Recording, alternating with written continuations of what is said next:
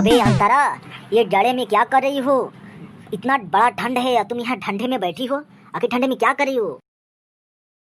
आपको दिखाई नहीं दे रहा है कि आज खेसारी यादव जी का सॉन्ग आया है आदि शक्ति फिल्म पर, इसीलिए मैं गाना सुन रही हूँ। जाड़ा की है कहाँ लागता, जाड़ा सफा खत्म हो गई बकाया कि खेसारी जी के गाना वाला था जाड़ा खत्म हो जाला।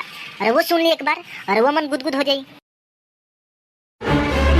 ओह नो, खेसारी जी के गाना है, यानी ट्रेंडिंग स्टार के गाना है।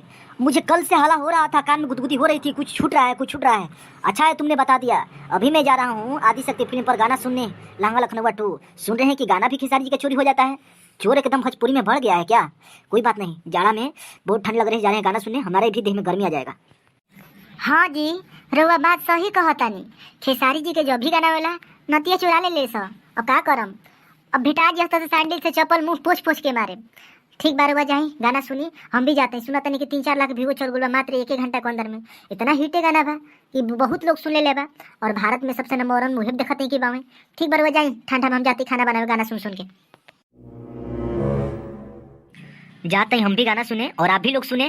चैनल को सब्सक्राइब करें, टेक्स भोजपुरी को जरूर कर लीजिएगा। इस पर सारा अपडेट मिलेगा और फनी अपडेट मिलेगा। तो एक बार चैनल को सब्सक्राइब कीजिए और आप भी गाना जाकर सुने आदि शक्ति फिल्म पर। थैंक यू, चलते हैं।